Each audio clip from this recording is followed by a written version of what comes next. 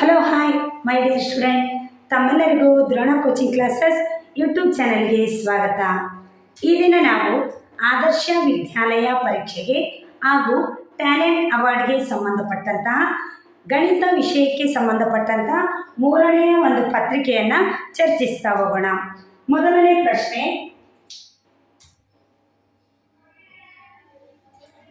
ಪ್ರಶ್ನೆಯಲ್ಲಿ ಅತ್ಯಂತ ದೊಡ್ಡ ಸಂಖ್ಯೆಯನ್ನು ಗುರುತಿಸಿ. ಈ ಕೊಟ್ಟಿರುವಂತಹ ಆಯ್ಕೆಗಳಲ್ಲಿ ದೊಡ್ಡ ಸಂಖ್ಯೆ ಯಾವುದು ಅಂತ.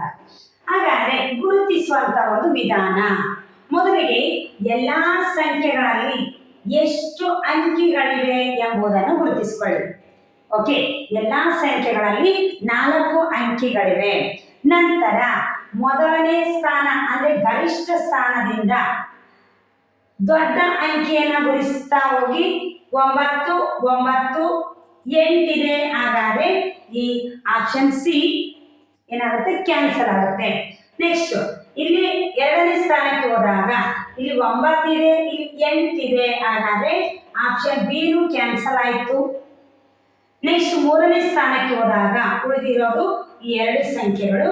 ಇಲ್ಲಿ 4 ಇದೆ, ಇಲ್ಲಿ 0 ಇದೆ.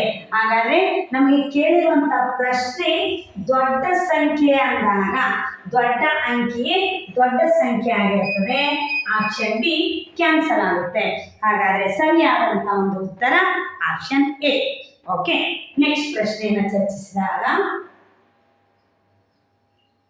ನೆಕ್ಸ್ಟ್ ಪ್ರಶ್ನೆಯಲ್ಲಿ ಏನಿದೆ ನೋಡಿ, 50 × 100 × 1000 ಇಸ್ ಈಕ್ವಲ್ ಟು ಡ್ಯಾಶ್. ಅಂದ್ರೆ ಇವು ಮೂರನ್ನ ಗುಣಿಸಿದಾಗ ಬರುವಂತಹ ಗುಣಲಬ್ಧ ಎಷ್ಟು? ನೋಡಿ ಮಕ್ಕಳೇ, ಈ ರೀತಿ ಸೊನ್ನೆಗಳನ್ನು ಒಳಗೊಂಡಿರುವಂತಹ ಸಂಖ್ಯೆಗಳ ಗುಣಾಕಾರದಲ್ಲಿ ಸೊನ್ನೆಗಳ ಗುಣಾಕಾರ ಮಾಡುವಾಗ ಮೊದಲಿಗೆ ಅಂಕಿ ಸಂಖ್ಯೆಗಳ ಗುಣಾಕಾರ ಮಾತ್ರ ಮಾಡಿ. ಓಕೆ, 5 1 5, 5 1 5. ಓಕೆ, 5 ಬಂತ. ನೆಕ್ಸ್ಟ್ ಇಲ್ಲಿ ಇರುವಂತಹ ಸೊನ್ನೆಗಳನ್ನ ನಾವೇನ್ ಮಾಡಬೇಕು, ಕೊಟ್ಟಿರುವಂತಹ ಸಂಖ್ಯೆಯ ಮುಂದೆ ಬರಬೇಕು. ಅಂದ್ರೆ ಇಲ್ಲಿ ಎಷ್ಟು ಸೊನ್ನೆಗಳಿವೆ? 1 2 3 4 5 6 ಸೊನ್ನೆಗಳನ್ನ ನಾವು ಮುಂದೆ ಬರೀಬೇಕು. ಬರೆದ ನಂತರ ಇದು ಎಷ್ಟಾಯ್ತು? 50 lakh. Okay, 50 lakh option B. Okay okay ಮಕ್ಕಳೇ, ನೆಕ್ಸ್ಟ್ ಪ್ರಶ್ನೆಯನ್ನ ಚರ್ಚಿಸಿದಾಗ ನೆಕ್ಸ್ಟ್ ಪ್ರಶ್ನೆಯಲ್ಲಿ ಏನಿದೆ ನೋಡಿ, 10 ಡಜನ್. Dozen means 12. ಡಜನ್ ಅಂದ್ರೆ 12. 10 ಡಜನ್ ಬಾಳೆಹಣ್ಣುಗಳಲ್ಲಿರುವ ಒಟ್ಟು ಬಾಳೆಹಣ್ಣುಗಳ ಸಂಖ್ಯೆ. ಓಕೆ ಮಕ್ಕಳೇ, 1 ಡಜನ್ ನಲ್ಲಿ ಎಷ್ಟು ಹಣ್ಣುಗಳಿವೆ? ಹೌದು, 12 ಹಣ್ಣುಗಳಿವೆ. ಹಾಗಾದ್ರೆ 10 ಡಜನ್ಗಳಲ್ಲಿರುವಂತಹ ಹಣ್ಣುಗಳ ಸಂಖ್ಯೆ ಎಷ್ಟು ಅಂದಾಗ 10 × 12 12 120. ಓಕೆ, ಒಟ್ಟು 10 ಡಜನ್ಗಳಲ್ಲಿರುವಂತಹ ಹಣ್ಣುಗಳ ಸಂಖ್ಯೆ 120. Option C.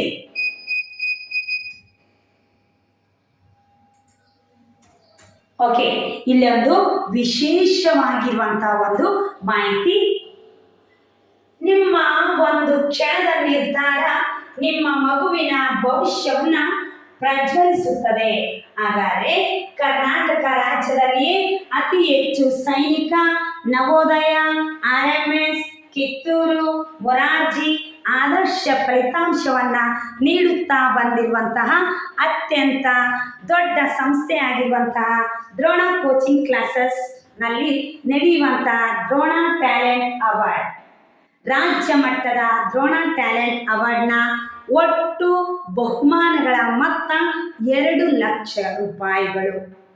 ಈ 2 ಲಕ್ಷ ರೂಪಾಯಿಗಳು ವಿಜೇತರಾದ ಮಕ್ಕಳಿಗೆ ನೀಡುವಂತಹ ಒಂದು ಬಹುಮಾನದ ಮೊತ್ತವಾಗಿರುತ್ತದೆ.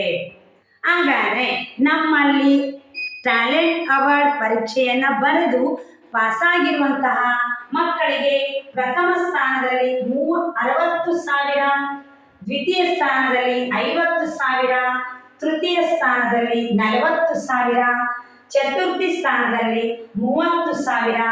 ಅದೇ ರೀತಿಯಲ್ಲಿ ಪಂಚಮಿ ಬಹುಮಾನವನ್ನ 20,000 ರೂಪಾಯಿಗಳನ್ನು ನೀಡಲಾಗುತ್ತದೆ.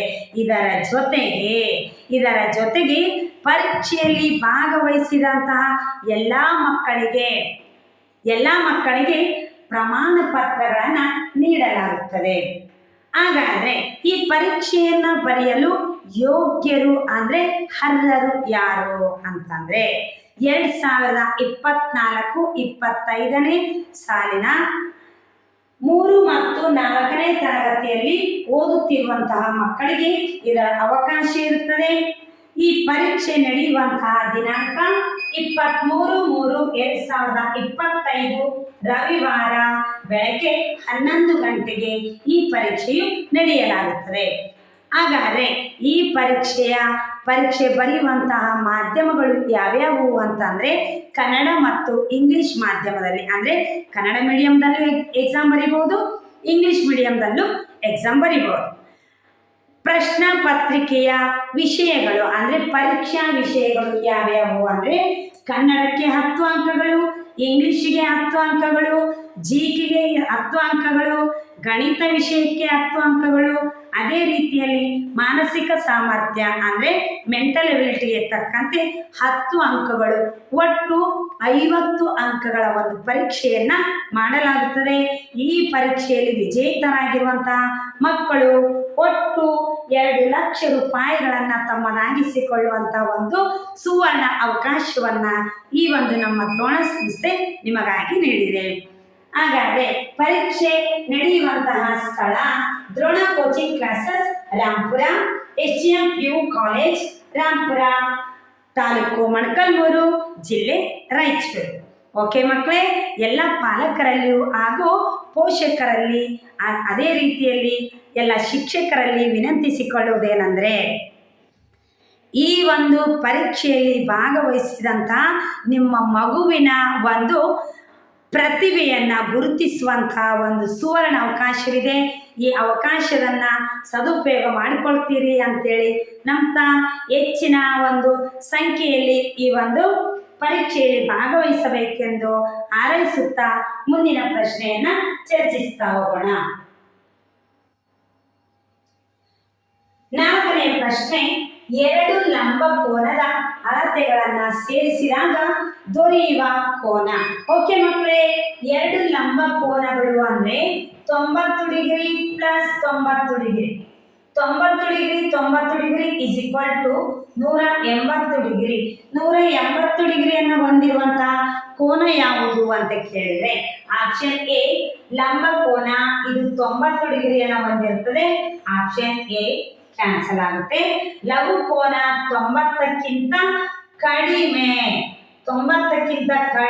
ಇರುವಂತಹ ಒಂದು ಅಳತೆಗಳನ್ನು ಹೊಂದಿರುವುದರಿಂದ ಆಪ್ಷನ್ ಬಿ ಕ್ಯಾನ್ಸಲ್ ಆಗುತ್ತೆ. ಅದೇ ರೀತಿಯಲ್ಲಿ ಸರಳ ಕೋನ 180 ಡಿಗ್ರಿ ಅಂದರೆ ಸರಿಯಾಗಿ 180 ಡಿಗ್ರಿಯನ್ನು ಹೊಂದಿರುವಂತಹ ಕೋನವನ್ನು ನಾವು ಸರಳ ಕೋನ ಎಂದು ಕರೀತೇವೆ. ಆಪ್ಷನ್ ಸಿ ಸರಿಯಾದಂಥ ಉತ್ತರ. ಆಪ್ಷನ್ ಡಿ ಅಲ್ಲಿ ಏನಿದೆ, ವಿಶಾಲ ಕೋನ 180 ಡಿಗ್ರಿಗಿಂತ ಕಡಿಮೆ. ಹೌದಾ ಮಕ್ಕಳೇ, 180 ಡಿಗ್ರಿಗಿಂತ ಕಡಿಮೆ ಇರುವ ಕೋನವನ್ನು ನಾವು ವಿಶಾಲ ಕೋನ ಅಂತ ಕರಿತೇವೆ. ಅದೇ ಈ ಒಂದು ವಿಶಾಲ ಕೋನ ಆಪ್ಷನ್ ಡಿ ಸಹ ಕ್ಯಾನ್ಸಲ್ ಆಗುತ್ತೆ. ಸರಿಯಾದಂಥ ಉತ್ತರ ಸರಳ ಕೋನ. ನೆಕ್ಸ್ಟ್ ಕ್ವಶನ್,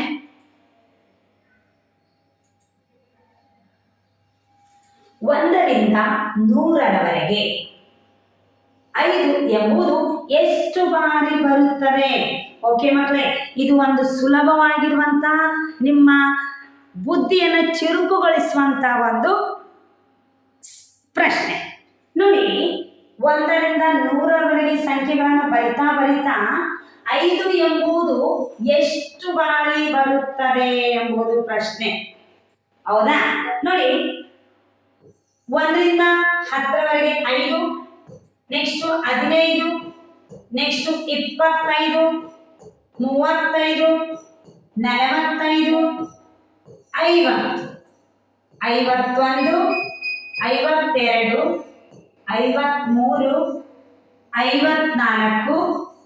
54, 55ರಲ್ಲಿ 2 ಇದಾವೆ ನೋಡಿ, 55,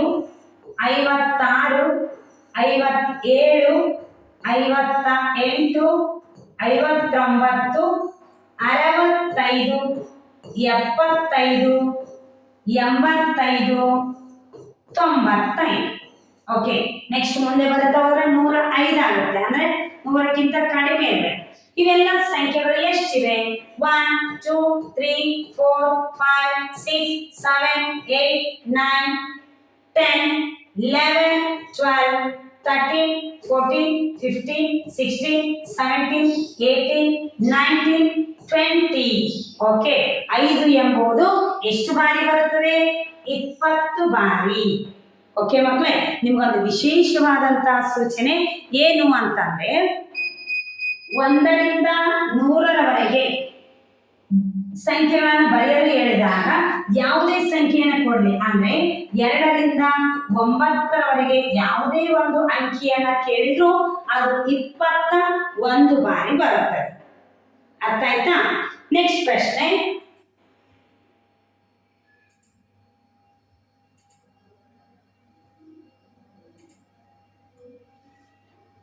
ಒಂದು ಲೀಟರ್ ಹಾಲಿಗೆ 32 ರೂಪಾಯಿ, ಆದರೆ 9 ಲೀಟರ್ ಹಾಲಿನ ಬೆಲೆ ಎಷ್ಟು?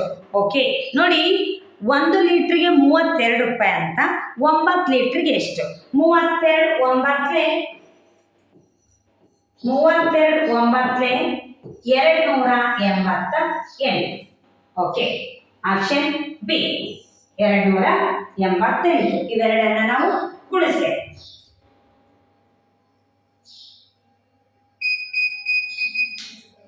HM ಮತ್ತು ದ್ರೋಣ ಈ ಒಂದು ಸಾರಥ್ಯದಲ್ಲಿ ನಡೆಯುವಂತಹ ಬೇಸಿಗೆ ತರಬೇತಿ ಶಿಬಿರದಲ್ಲಿ ಭಾಗವಹಿಸುವಂತಹ ಎಲ್ಲ ಮಕ್ಕಳಿಗೂ ಸ್ವಾಗತ. ಅದೇ ರೀತಿಯಲ್ಲಿ ಈ ಒಂದು ಬೇಸಿಗೆ ಶಿಬಿರವು ಯಾವ ಮಕ್ಕಳಿಗೆ ಇರುತ್ತೆ ಅಂತಂದ್ರೆ, 4ರಿಂದ 10ನೇ ತರಗತಿಯ ವಿದ್ಯಾರ್ಥಿಗಳಿಗೆ ಕನ್ನಡ ಮತ್ತು ಇಂಗ್ಲಿಷ್ ಮಾಧ್ಯಮದಲ್ಲಿ ಶಿಕ್ಷಣವನ್ನು ನೀಡಲಾಗುತ್ತದೆ. ಕಲಿಸುವಂತಹ ವಿಷಯಗಳು 4 ಮತ್ತು 5ನೇ ತರಗತಿ ಮಕ್ಕಳಿಗೆ ನವೋದಯ ಫೌಂಡೇಶನ್ ಕ್ಲಾಸಸ್, ನವೋದಯ, ಸೈನಿಕ, RMS, ಕಿತ್ತೂರು, ಮುರಾರ್ಜಿ, ಆದರ್ಶ, ಅಳಿಕೆ ಪರೀಕ್ಷೆಗಳ ಪೂರ್ವ ತರಬೇತಿಯನ್ನ ನೀಡಲಾಗುತ್ತದೆ. ಅದೇ ರೀತಿಯಲ್ಲಿ 6 ಮತ್ತು 7ನೇ ತರಗತಿಯ ಮಕ್ಕಳಿಗೆ maths, English, spoken, GK foundation ಕ್ಲಾಸಸ್ಗಳು, 8, 9, 10ನೇ ತರಗತಿ ಮಕ್ಕಳಿಗೆ maths, English, science and spoken ಕ್ಲಾಸಸ್ಗಳನ್ನ ಇಲ್ಲಿ ನಡೆಸಲಾಗುವುದು. ಹೆಚ್ಚಿನ ಮಾಹಿತಿಗಾಗಿ ಇಲ್ಲಿ ಕಾಣುವಂತಹ ಈ ನಂಬರ್ಗಳಿಗೆ ಕರೆ ಮಾಡುವುದರ ಮೂಲಕ ನಿಮಗೆ ಬೇಕಾಗಿರುವಂತಹ ಮಾಹಿತಿಯನ್ನು ತಿಳ್ಕೊಳ್ಬಹುದು. ನೆಕ್ಸ್ಟ್ ಪ್ರಶ್ನೆಯಲ್ಲಿ ನೋಡಿ, ಇಲ್ಲೊಂದು ಆಕೃತಿ ಕೊಟ್ಟಿದೆ. ಈ ಆಕೃತಿಯಲ್ಲಿ ಇರುವಂತಹ ತ್ರಿಭುಜಗಳ ಸಂಖ್ಯೆ ಎಷ್ಟು? ಈ ಆಕೃತಿಯಲ್ಲಿ ತ್ರಿಭುಜಗಳ ಸಂಖ್ಯೆ ನೋಡಿ ಮಕ್ಕಳೇ, ತ್ರಿಭುಜಗಳನ್ನ ಗುರುತಿಸೋದು 3 ಬಾಹುಗಳನ್ನ ಹೊಂದಿರುವಂತಹ ಆಕೃತಿಯನ್ನ ನಾವು ತ್ರಿಭುಜ ಅಂತ ಕರಿತೀವಿ. ಇಲ್ಲಿರುವಂತಹ ತ್ರಿಭುಜಗಳು 1 2 3 4 ತ್ರಿಭುಜಗಳು ನಮಗೆ ಕಾಣಿಸಿದೆ. ನೆಕ್ಸ್ಟ್ 5ನೇ ತ್ರಿಭುಜ ಏನಿದೆ, 1 2 ಇವೆರಡನ್ನ ಸೇರಿಸಿದ್ರೆ ಒಂದು ತ್ರಿಭುಜ ಆಯ್ತು. 5 ಇವೆರಡನ್ನ ಸೇರಿಸಿದ್ರೆ ಒಂದು ತ್ರಿಭುಜ ಆಯ್ತು. 6 ನೆಕ್ಸ್ಟ್ ಇವೆರಡನ್ನ ಸೇರಿಸಿದ್ರೆ ಒಂದು ತ್ರಿಭುಜ ಆಯ್ತು. 7 ಇವೆರಡನ್ನ ಸೇರಿಸಿದ್ರೆ ಒಂದು ತ್ರಿಭುಜ ಆಯ್ತು. 8 ಒಟ್ಟು 8 ತ್ರಿಭುಜಗಳನ್ನ ನಾವು ಕಾಣ್ತೀವಿ. ನಮಗೆ ಸರಿಯಾದಂತ ಉತ್ತರ ಆಪ್ಷನ್ ಬಿ ಆಗಿದೆ. ನೆಕ್ಸ್ಟ್ ಪ್ರಶ್ನೆ, ಸಂತೋಷನು 9 PM ಮಲಗಿ ಬೆಳಗ್ಗೆ 6 AM ಎದ್ದನು. ಹಾಗಾದರೆ ಎಷ್ಟು ಗಂಟೆಗಳ ಕಾಲ ನಿದ್ರಿಸಿದನು? ನೋಡಿ, ಈ ಸಂತೋಷ ರಾತ್ರಿ 9 ಗಂಟೆಗೆ ಮಲಗಿ ಬೆಳಗ್ಗೆ 6 ಗಂಟೆಗೆ ಎದ್ದನು. ಅವನು ಎಷ್ಟು ಸಮಯ ನಿದ್ರಿಸಿದನು ಅಂತಂದ್ರೆ ಎಷ್ಟು ಹೊತ್ತು ಅವನು ಮಕ್ಕೊಂಡ ಅಂತ ನೋಡಿ. ಮರುದಿನ ಬೆಳಗ್ಗೆ ಎದ್ದ, ಹೌದಾ? ಮರುದಿನ ಬೆಳಗ್ಗೆಯ ಸಮಯಕ್ಕೆ ಪ್ಲಸ್ 12 ಮಾಡಿ 6 ಗಂಟೆ. ಈ 6 ಗಂಟೆಗೆ ಪ್ಲಸ್ 12 ಮಾಡಿದಾಗ ಎಷ್ಟಾಯ್ತು? 18 ಗಂಟೆ. ಈ 18 ಗಂಟೆಯಲ್ಲಿ -9 ಕಳೆಯಿರಿ. -9 ಮಾಡಿ 0 0 18ರಲ್ಲಿ 9 ಹೋದ್ರೆ 9 ಅಂದ್ರೆ ಅವನು ನಿದ್ರಿಸಿದಂತ ಒಟ್ಟು ಸಮಯ 9 ಗಂಟೆ. ಅವನು ಎಷ್ಟು ಸಮಯ ಮಲಗಿದ? 9 ಗಂಟೆಗಳ ಕಾಲ ಮಲಗಿದ. ನೆಕ್ಸ್ಟ್ ಪ್ರಶ್ನೆಯನ್ನು ನೋಡಿದಾಗ 9ನೇ ಪ್ರಶ್ನೆ, ವಿದ್ಯಾಸಾಗರನಿಗಿಂತ ಚರಣನು ಎತ್ತರವಾಗಿದ್ದಾನೆ, ಆದರೆ ಕುಶಲನಿಗಿಂತ ಕುಳ್ಳನಾಗಿದ್ದಾನೆ. ನೋಡಿ, ವಿದ್ಯಾಸಾಗರನಿಗಿಂತ ಚರಣ್ ಎತ್ತರವಾಗಿದ್ದಾನೆ, ಕುಶಲನಿಗಿಂತ ಕುಳ್ಳನಾಗಿದ್ದಾನೆ. ಹಾಗಾದರೆ ಈ ಮೂವರಲ್ಲಿ ಅತಿ ಎತ್ತರದ ವ್ಯಕ್ತಿ ಯಾರು? ನೋಡಿ, ವಿದ್ಯಾಸಾಗರನಿಗಿಂತ ಚರಣನು ಎತ್ತರವಾಗಿದ್ದಾನೆ ಅಂದಾಗ ಇದು ಚರಣ್, ಈ ಚರಣನಿಗಿಂತ ವಿದ್ಯಾಸಾಗರ ಕುಳ್ಳಕ್ಕಿರ್ಬೇಕು, ಹೌದಾ? ಇವನು ವಿದ್ಯಾಸಾಗರ. ಆದರೆ ಈ ಚರಣು ಕುಶಲನಿಗಿಂತ ಕುಳ್ಳನಾಗಿದ್ದಾನೆ ಅಂತಂದ್ರೆ ಈ ಕುಶಾನ್ ಎತ್ತರವಾಗುತ್ತಾನೆ, ಕುಶಾನ್ ಎತ್ತರವಾಗಿದ್ದಾನೆ. ಹಾಗಾದ್ರೆ ಅತಿ ಎತ್ತರದಂತಹ ವ್ಯಕ್ತಿ ಯಾರು ಕಾಣಿಸಿದ್ರು ನಮಗಿಲ್ಲಿ? ಎಸ್, ಕುಶಾನ್ ಸರಿಯಾದಂತ ಉತ್ತರ, ಆಪ್ಷನ್ ಸಿ. ನೆಕ್ಸ್ಟ್ ಪ್ರಶ್ನೆ, 56,789 ಪ್ಲಸ್ 10,040 ಇವುಗಳ ಮೊತ್ತ ಎಷ್ಟು? ಮೊತ್ತ ಅಂದಾಗ ಪ್ಲಸ್ ಮಾಡಬೇಕು, ವ್ಯತ್ಯಾಸ ಅಂದಾಗ ಮೈನಸ್ ಮಾಡಬೇಕು, ಗುಣಲಬ್ಧ ಅಂದ್ರೆ ಗುಣಾಕಾರ, ಭಾಗಲಬ್ಧ ಅಂದ್ರೆ ಭಾಗಾಕಾರ. ಓಕೆ, ಹಾಗಾದ್ರೆ ಇವೆರಡನ್ನ ಮೊತ್ತ ಮಾಡಿದಾಗ 56,789 ಪ್ಲಸ್ 10,040 ಇವೆರಡನ್ನು ಪ್ಲಸ್ ಮಾಡಿ 9, 12, 8, 6, 6. ಓಕೆ ಮಕ್ಕಳೇ, ಎಷ್ಟು ಬಂತು ಉತ್ತರ?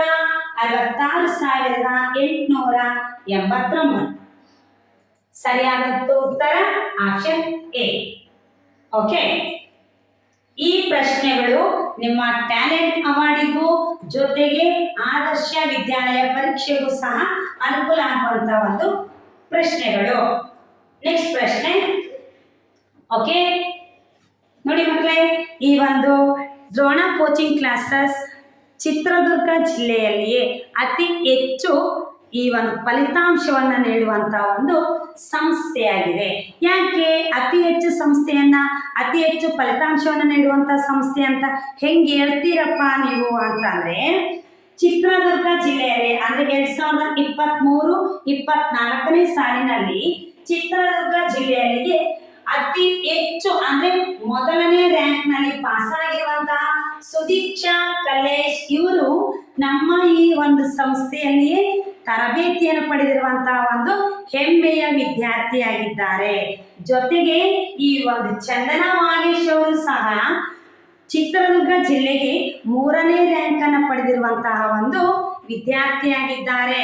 ಇದರಿಂದ ನಮಗೆ ಗೊತ್ತಾಯ್ತು ಚಿತ್ರದುರ್ಗ ಜಿಲ್ಲೆಯಲ್ಲಿ ಅತಿ ಹೆಚ್ಚು ಫಲಿತಾಂಶವನ್ನು ನೀಡುವಂತಹ ಏಕೈಕ ಸಂಸ್ಥೆ ಅಂತ ಅಂದ್ರೆ ದ್ರೋಣ ಕೋಚಿಂಗ್ ಕ್ಲಾಸಸ್.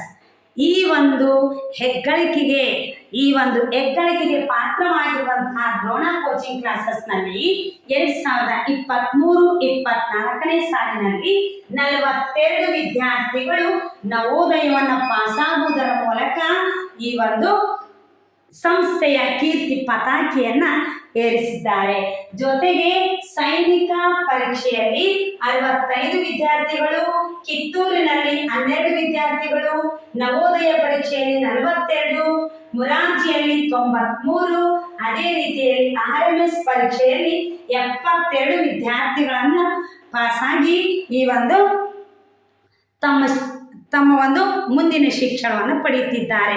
ಇಂತಹ ಒಂದು ಸದಾವಕಾಶವನ್ನು ನಿಮ್ಮ ಮಕ್ಕಳು ಸಹ ಪಡ್ಕೊಳ್ಳಿ ಎಂಬ ಆಶೆಯಿಂದ ನಿಮ್ಮ ಒಂದು ನಿರ್ಧಾರದ ಮೇಲೆ ನಿಮ್ಮ ಮಕ್ಕಳ ಭವಿಷ್ಯ ನಿಂತಿದೆ. ಸಂಸ್ಥೆಯ ಆಯ್ಕೆಯಲ್ಲಿ ಪಾಲಕರ ಒಂದು ನಿರ್ಧಾರ ಬಹಳ ಮಹತ್ವವಾದದ್ದು ಅಂತ ಹೇಳ್ತಾ ಈ ಒಂದು ವಿಡಿಯೋವನ್ನು ವೀಕ್ಷಿಸಿದಂಥ ತಮ್ಮೆಲ್ಲರಿಗೂ ಮತ್ತೊಮ್ಮೆ ಹೃದಯಪೂರ್ವಕ ಧನ್ಯವಾದಗಳು. ನಮಸ್ಕಾರ.